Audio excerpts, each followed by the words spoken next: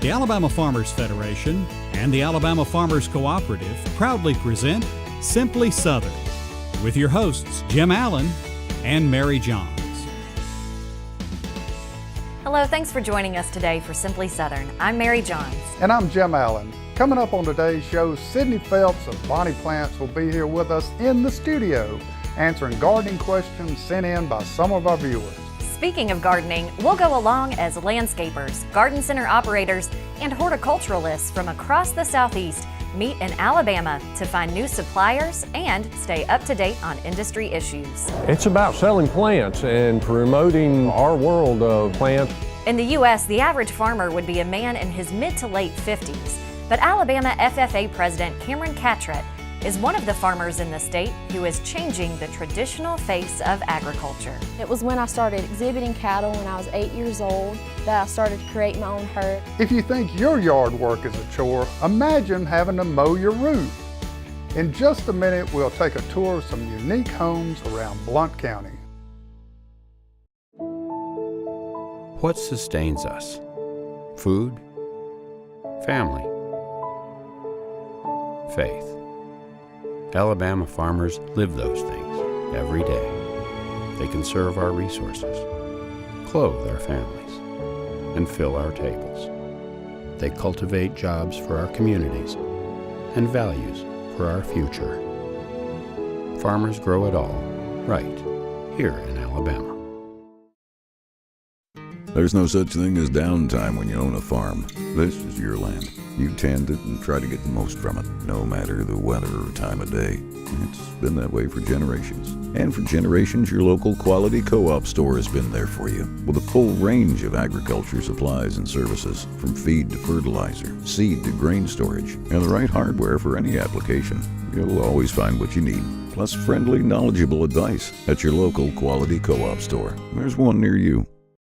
The concept of sustainable living is something you hear a lot about these days, but it's not exactly a new idea.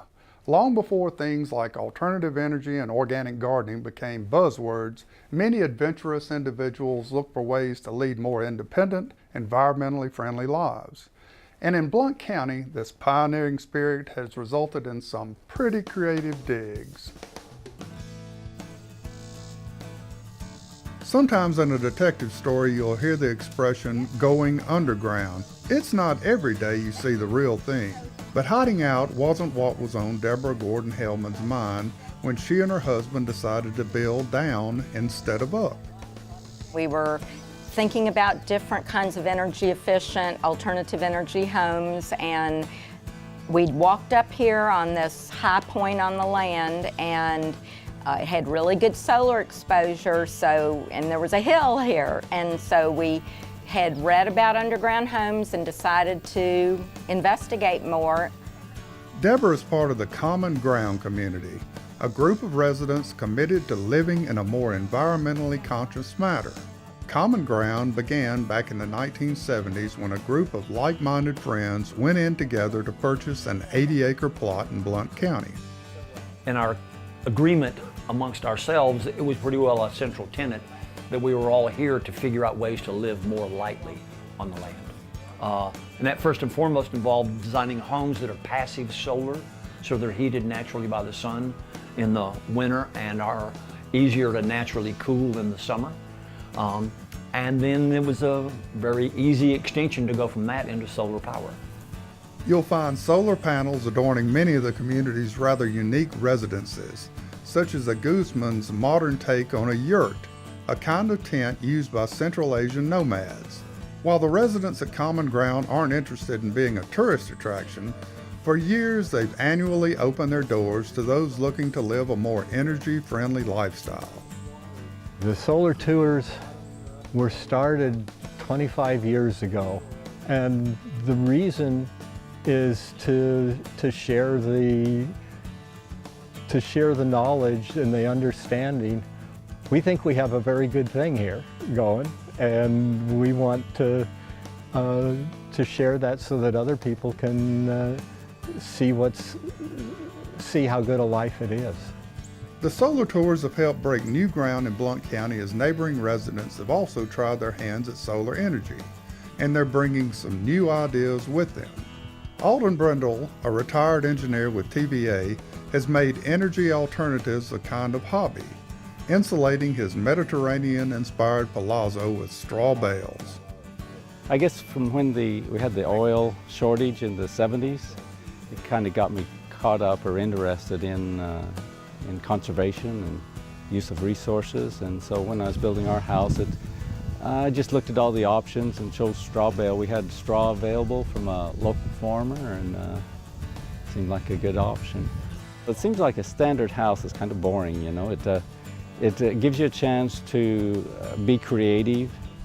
While the solar tours promote energy conservation, living a bit more intentionally has been just as important for Rick Trescott and Pat Lyles, who, like many of their common ground neighbors, surround their solar panels with gardens, solar cookers, rainwater collectors, and other tools for achieving a sustainable lifestyle.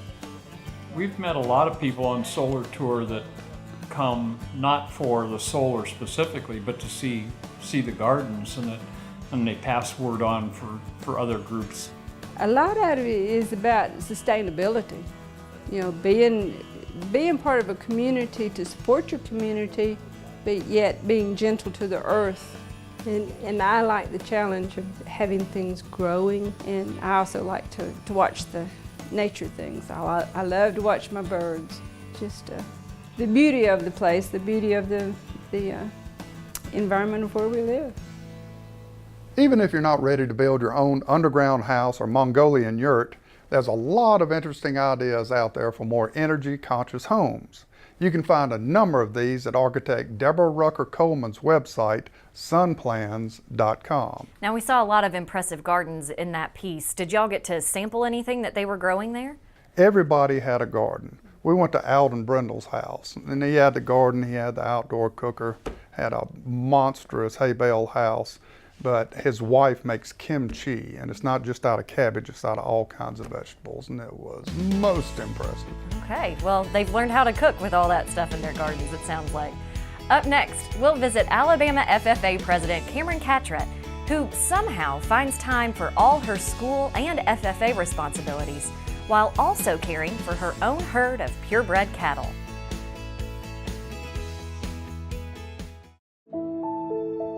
The versatile peanut, meat of the earth, friend of the soil, tasty, nutritious, packed with protein. And Alabama peanut farmers nourish some very special things: families, communities, and Alabama's economy. Peanuts. Good for you, good for Alabama.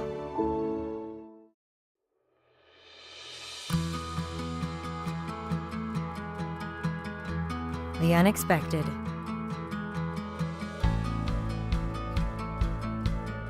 The inevitable. The inconvenient. Life can be difficult. Make it a little easier. Alpha Insurance. Support healthy food from local farmers by purchasing a Farming Feeds Alabama license plate. The tag funds education and promotion efforts, including Ag in the Classroom, agricultural scholarships, and youth programs. Get your Ag tag today. A farmer has to live on faith. We do all we can do, but we can only control so much. Alabama is the second largest poultry growing state in the nation, so we're trying our best to grow all the corn we can for that. What we produce not only feeds and clothes all of the United States, but about half of what we make goes on to the world market. We've been able to improve yields, have some things that can help us produce a better crop. I'm proud of the product we make and proud that I can say I'm an Alabama farmer. The National FFA organization boasts more than 650,000 student members, with chapters in all 50 states, Puerto Rico, and the U.S. Virgin Islands. When it was first created in 1928, FFA stood for Future Farmers of America. But for this year's Alabama FFA President Cameron Catrett, farming isn't just in her future, it's also a part of her past and present. Cameron Catrett is no stranger to early mornings. By 6 a.m., she's already been in the fields feeding her show calves. And after school, she's back again to check on the cattle and do other farm chores that keep her busy until almost 10 at night. It was when I started exhibiting cattle when I was 8 years old that I started to create my own herd. I started out that year with just a show steer and a show heifer, and I haven't stopped since then. I've continued to add on show heifers and have steers every year, and now I'm up to around 30 head of cattle. I typically have purebred shorthorns, and I have some Simmentals and limousine cattle. A little bit of mix, you know, those breeds aren't typically matched up together, but it's perfect for me. Along with farming, showing cattle, and her regular classwork as a senior at Brantley High School, Cameron is balancing the demands of being Alabama's state FFA president for the 2017-2018 school year. In that role, she's spoken to numerous groups across the state, and she always carries a message about the importance of agriculture. No one else can come narrate the story of our farm quite like we can. And so as farmers, we have to take that step to tell the story of our farm and put the story of agriculture into real world terms for our consumers so that they understand how we raise our livestock, how we produce those products that they consume, and overall just connect them, bridge that gap that we have in society right now between our producers and our consumers. Cameron's love for cattle and passion for FFA comes honest. Her father is a former ag teacher and FFA advisor, and she followed in her sister's footsteps. Cassidy also showed cattle and was an FFA officer. I was my sister's shadow. Because she started showing cows, I wanted to do it, and because she ran for state office, I wanted to do it. But it's always been fun to tag team and work with her on a farm. Their mom, Ashley, said she's proud to have raised two young women who are interested in agriculture careers. There are lots of times that because of their dad's work or different conflicts that we have, that all of the work has fallen on their shoulders, and they're the first ones to embrace that and get it done. I've been really impressed with the work ethic that they've developed over the years, both girls. Cameron in particular has always been very driven, very motivated, very driven, very independent. Cameron has learned a lot about public speaking and leadership through the FFA, but the organization has also taught her lessons she uses on the family farm. Through my chapter, I became Beef Quality Assurance certified, and so it's continued to help me have better herd health standards. Also, a few years ago, I received a Supervised Agricultural Experience grant, and that was to help expand my operation. And so I wrote that grant to utilize embryo transfer. And so through that, I can use super ovulation, and I was able to purchase a set of embryos to implant into some recipient cows. And so it's continued to help me use new technologies in my herd, but it's also helped me learn new skills and new ways to manage my herd. Coming home with all these new ideas has even kept her dad, Perry, on his toes.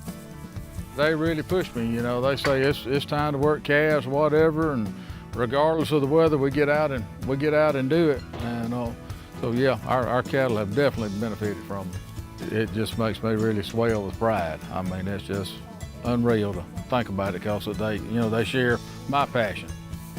And Cameron hopes her work will keep the family tradition of farming alive for generations to come.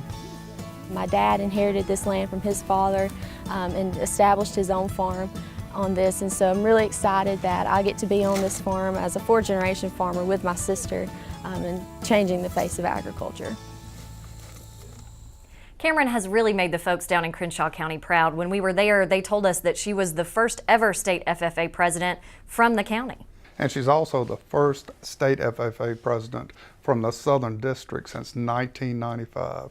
I've known her family a long time, and she's good folks. Yes, they were great people. We really enjoyed meeting all of them. Flowers, trees, and shrubs are one of the fastest growing sectors of agriculture.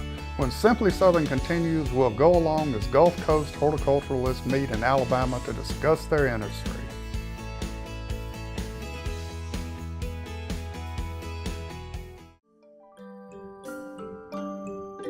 One out of 4 Alabama residents have benefited from the Alabama Cooperative Extension System. Last year, Master Gardener Managed Gardens donated $150,000 worth of fruits and vegetables to food banks, and over 25,000 young people developed math, science, technology, and engineering skills through 4-H. Now what we want to know is, how can we help you? Soybean is a very versatile product. We make crayons out of it. A lot of the combines you see rolling through the fields have a lot of plastic side panels that are made from a soy product. The soybeans that we grow on our farm mostly goes into chicken feed. Soybean production in Alabama employs over 10,000 people. We grow some of the best soybeans in the world. We go the extra mile to make sure when our name is stamped on it, we know it's the best product we can produce. Support healthy food from local farmers by purchasing a Farming Feeds Alabama license plate. The tag funds education and promotion efforts, including Ag in the Classroom, agricultural scholarships, and youth programs. Get your Ag tag today. Being a catfish farmer to me means carrying on a legacy that my father started about 35 years ago.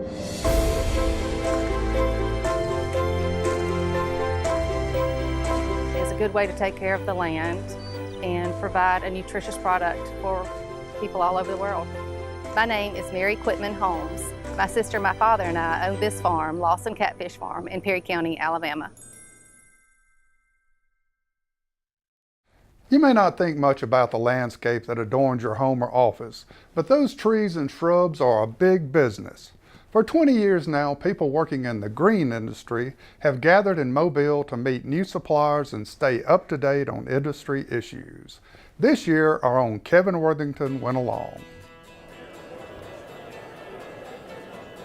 At the Gulf States Horticulture Expo, growers, landscapers, and distributors meet to talk about green, both the kinds you put in the ground and the kinds you put in your wallet. It's about selling plants and promoting, our world of plants and what it has to do with the environment and improving the environment. The show's put on by the Nursery and Landscape Associations of Alabama, Mississippi, and Louisiana. But people come from all over to be a part of it. All over the Gulf Coast and really all over the nation. I've got customers from Seattle that come down to the show every year, and then some people from the Northeast will come down. So yes, it's mainly a regional show, but there's people that come from around the country. This year, winter weather kept many away from the show, but in 2017, more than 2,800 people from 30 states attended. Vendors say it's a chance for them to meet new customers and renew relationships with longtime clients. For us to be here, it's an opportunity for us to see people we don't get to see very often. There's new attendees here. Landscape contractors is one of our primary groups that we market to. So there's landscape contractors all over the Southeast that are coming here, giving us a chance to visit with them, tell them about ourselves, tell them about the Nurserymen's Association. Some of the booths can be quite elaborate, but vendors say it's important that they make a good first impression on potential customers. Our company and our sister companies put together a magnificent product for the retail market. Two of our best brands, Southern Living Plant Collection and Encore Azaleas. Product sells herself. Absolutely gorgeous product. Jim Priest designs our booth, and he does a phenomenal job. And it gives us a great presentation to the retail consumer, as well as re-wholesalers to see what they need to be carrying in their stores and their re-wholesale and retail operations. In addition to opening new doors for sales, the Expo also offers educational opportunities.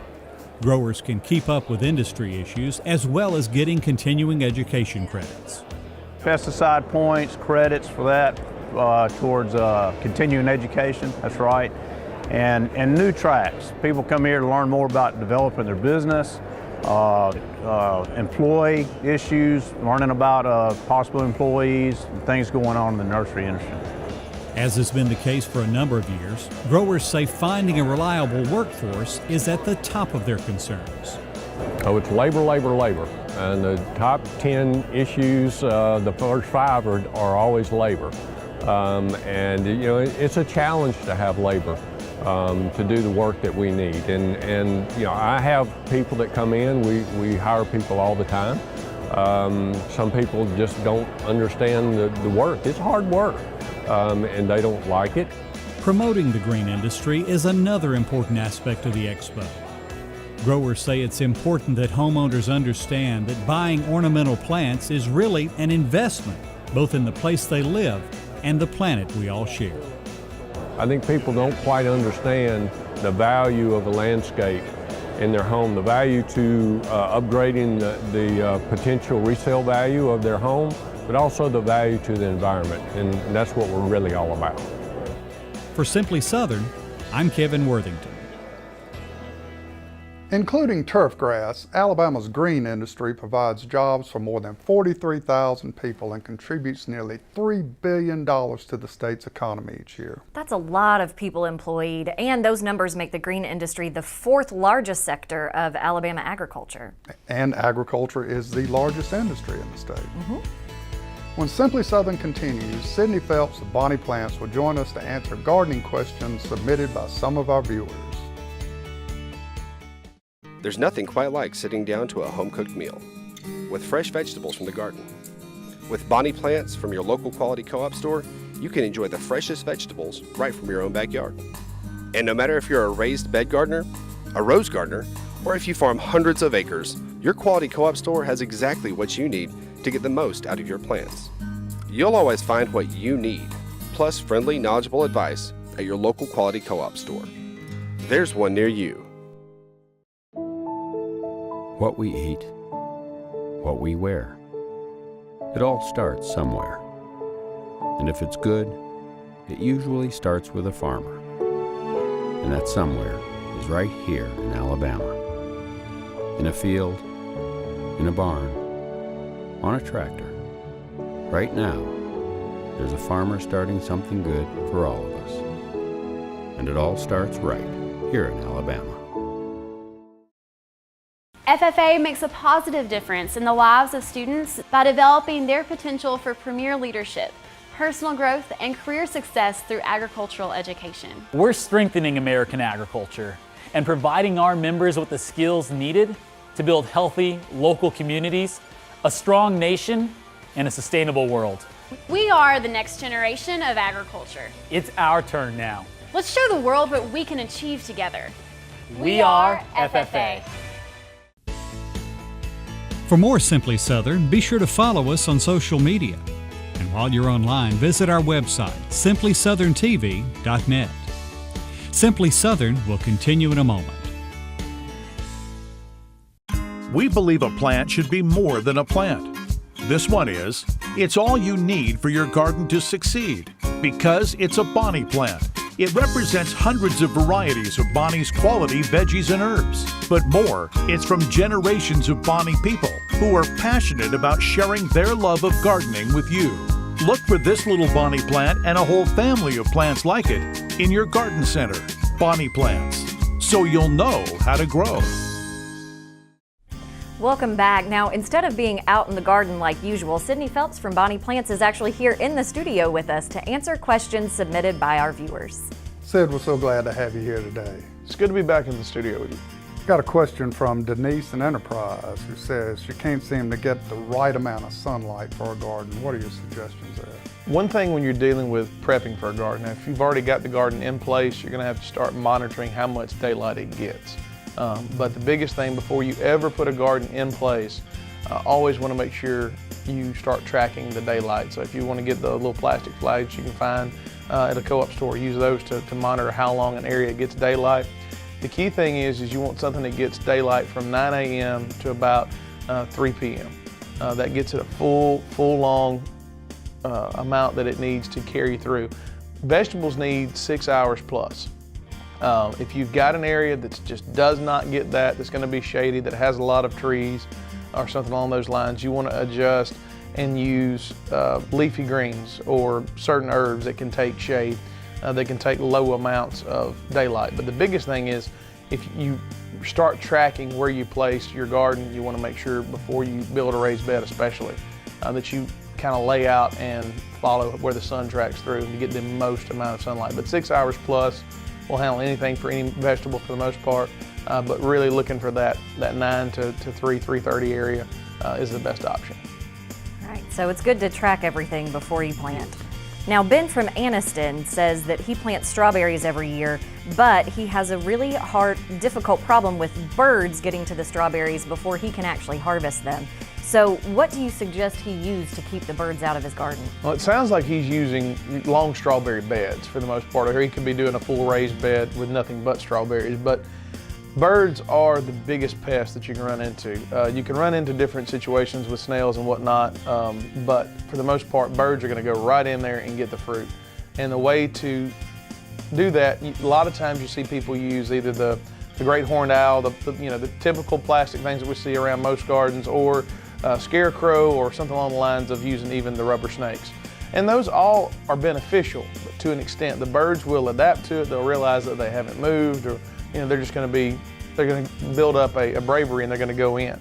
So the best way to keep birds out is to use a netting. You don't want to use anything super fine that you can't get moisture through or air through, because you want to make sure that the plant health is the most important thing. But you want to have just little 1/4 inch netting, a mesh almost, to go down over the garden, and that will keep them from getting in and being able to pull the berries out. That's the best way that you can possibly do it, and you can find that relatively inexpensive. Just get a good roll and lay it out throughout the process, and that way, as the birds are diving in, they're just going to hit the netting and they'll pop out. It's not going to harm the bird. It's not going to harm your strawberries. So for the most part, everything is going to be pretty well there. Got a third question today. Sid, Tony from Tuskegee has some really hard clay acidic soil, and he's wanting to know how to amend his soil. When does he need to put compost in? Compost you can do any time of year, but if you've got, the best option is if you have got compost that has been cooked and fully ready to go all from the summer, you want to add that in the fall. That'll be your best option, and that'll get the nutrients in there as you get ready to prepare for spring, as you start mending the soil. All right, lots of good information. If you'd like to ask Sidney a question the next time he's in the studio, drop him an email at simplysouthern@alifarm.com. Of course, bonnieplants.com is available with gardening information 24/7 as well. That's all for today. I hope you'll be back with us again next week when we'll tour a true landmark, Birmingham's Alabama Theater. And we'll find out about a new fitness program for people with Parkinson's disease that's based on boxing. Thanks for being with us today. I'm Mary Johns. And I'm Jim Allen. We'll see you again next week.